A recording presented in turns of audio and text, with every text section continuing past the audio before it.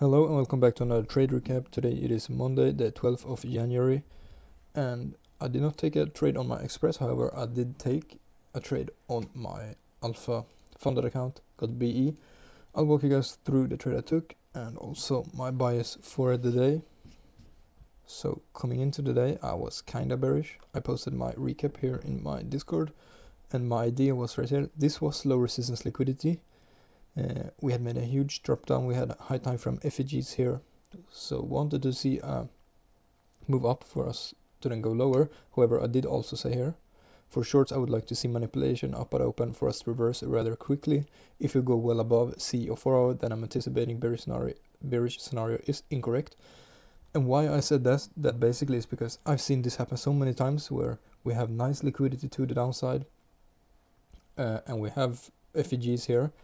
But what you need to keep in mind here is we're just ranging in higher time frames. We're just ranging, and we made this high time frame SMT bullish here, and which is also what I said in my Discord that I can see this SMT set the tone for the day, and that we won't be retracing to these levels again.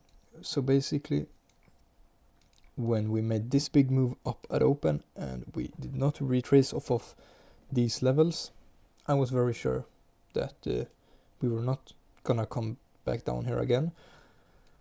However, we did have, we were overextended here and we did still have very nice zones to catch short off of. And this is the short I took. And why I took it here was because we came into this 1 hour fair value gap bearish.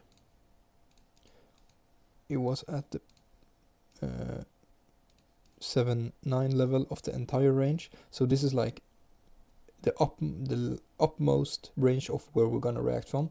So if we're gonna get a reaction down, which in my opinion we should, because we're very overextended, then this is the last point of retracement basically. Also a 30-minute gap, and we sweep out this internal liquidity basically. And let's see ES at this point in time. So ES was right here. Yeah, ES also swept out that liquidity. So yeah, we sweep out this. This is like the last zone of reversal. So even though I was not too confident in shorts when we make this big move up, because I know shorts are gonna be less probable, this, like I said, this is the last zone of reversal. So if I'm gonna take shorts, it's gonna be from this level. I'm not gonna do it in the middle of the range here, because that's like this one, it was not premium enough and I just knew kind of this wasn't gonna work. So yeah, we come up into this level. We let's go into the 1 minute on ES. So we come up to my level. So what do I want to see when we come up to the level? Either a 3 minute, 5 minute RB get created. I want us to slow down, create some structure, and preferably an internal SMT as well, which is what happened. So let's see here. We get this nice rejection from the zone, so we create this 1 minute rejection block.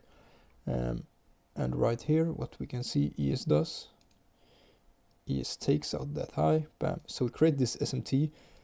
At the same time this SMT is created, we also tap CE off the 5 minute rejection block. So here I basically just enter right there. As soon as we touch CE of 5 minute and I see that ES is taking the high. Wait, let's see when ES actually took the high. Okay, yeah, it was right there. So when I see that, okay, we created a nice 5 minute rejection block, I can see that ES is taking the high, so this high is going to be protected and we're coming up to C. All those things are aligning, so then I decide to enter with 4 contracts. And here the bad thing about this is it's just before 10 a.m. I usually don't like to enter just before 10 a.m. but why I decided to do it is because I saw this as the final manipulation, and then I anticipate 10 a.m. to want to deliver down. We should not be getting any 10 a.m. manipulation to the upside, since the manipulation has already been made. So Bam, here I enter. Once I see that we get a reaction down, create this high with SMT, I trade SL to that high instantly at this close. And then once we take out this low and we create this, take out this low, go up, bam, create a 1 minute Trinity block. I expect this to hold if we're gonna still be bearish. So I go break even right here at that close. Unfortunately, full TP did not get hit. I was gonna take off all here, or like 3 out of 4 contracts if ES was gonna take this low first. But yeah, I did get stopped at break even. However, it is a pretty good trade, and I like how I managed the position. I was down to catch longs as well, but we never got a deep enough retracement for me to catch a long. But that was the trade I took today, and I don't really see any other trade possible ideas. The only one I can also see is this one I posted in Charting, which was based off 4-hour rejection block CE. And we had a 5-minute order block. We had a 3-minute FEG here as well, untouched FEG lining up with CE. We have a 15-minute internal high right before CE. So this is basically just how I find these nice zones. Whoops. Go into different time frames and see. So we have an intermediate high, 3-minute FEG. We have a 5-minute order block and a rejection block in almost all time frames. And this ended up being a pretty nice top tick actually.